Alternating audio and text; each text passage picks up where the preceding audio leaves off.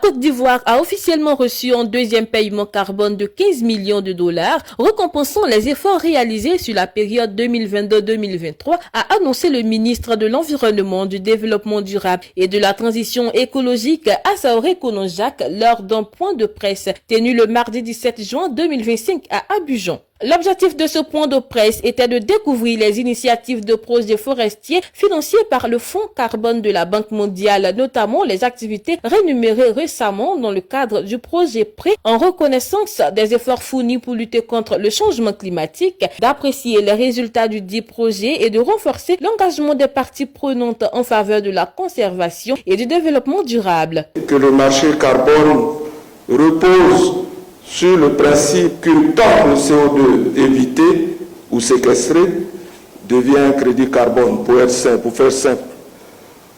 Des institutions comme la Banque mondiale achètent ces crédits pour soutenir la lutte contre le dérèglement climatique.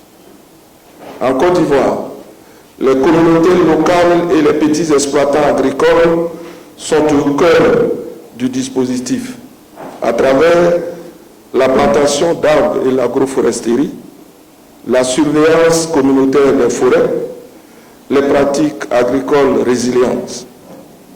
Leurs efforts, mesurés, audités et certifiés par des évaluateurs indépendants, génèrent le crédit carbone qui ont déclenché ces paiements. Présente au point de presse, la directrice des opérations de la Banque mondiale pour la Côte d'Ivoire, le Bénin, la Guinée et le Togo a félicité le leadership ivoirien. Aujourd'hui, on est en décembre avec vous. Vous avez été le premier pays en Afrique d'accéder à ce qu'on appelle Sustainable Link Loan. Ça veut dire que vous allez taper dans le marché des investisseurs d'impact pour mobiliser l'argent pour soutenir deux secteurs. Le premier, c'est la forestation et l'afforestation, le sujet dont on parle aujourd'hui.